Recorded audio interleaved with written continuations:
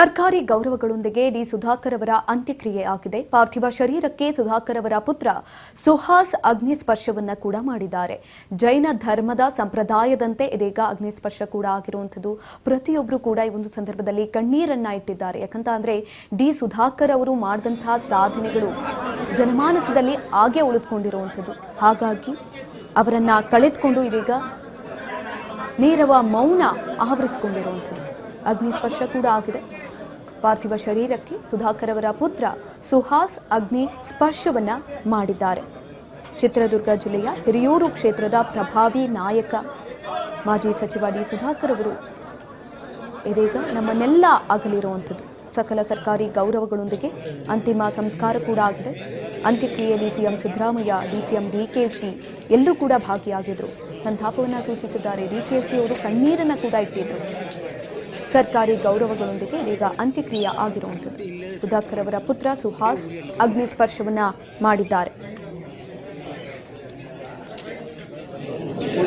2008ರಲ್ಲಿ ಪಕ್ಷೇತರ ಅಭ್ಯರ್ಥಿಯಾಗಿ ಸ್ಪರ್ಧಿಸಿದ್ರು. ತದನಂತರ ದಿಗ್ಗಜರನ್ನೇ ಮಣಿಸಿ ವಿಧಾನಸಭೆಯನ್ನ ಪ್ರವೇಶ ಕೂಡ ಮಾಡಿದಂಥದ್ದು ಡಿ ಸುಧಾಕರ್ ಅವರು. ಅವರು ಬಂದಂತ ಹಾದಿ ರಾಜ್ಯ ರಾಜಕಾರಣದಲ್ಲಿ ಎಲ್ಲರನ್ನೂ ಕೂಡ ಒಮ್ಮೆ ತಿರುಗಿ ನೋಡುವಂತೆ ಮಾಡುತ್ತೆ.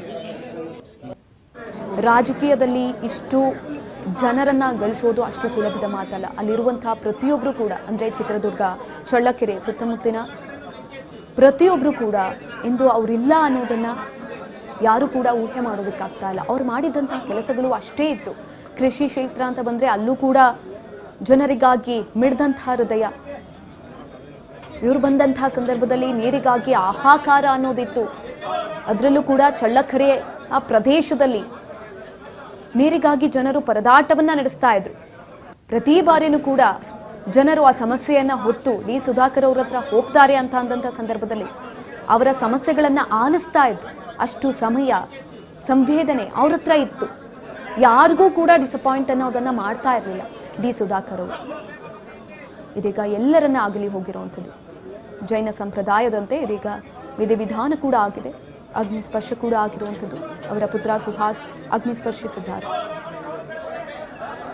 DCM DK Shivakumar, CM Siddaramaiah, ಗಣ್ಯಾತಿ ಗಣ್ಯರು ಅಲ್ಲಿ ನೆರೆದಿದ್ರು. ಎಲ್ಲರೂ ಕೂಡ ಸಂತಾಪವನ್ನು ಸೂಚಿಸಿದ್ದಾರೆ.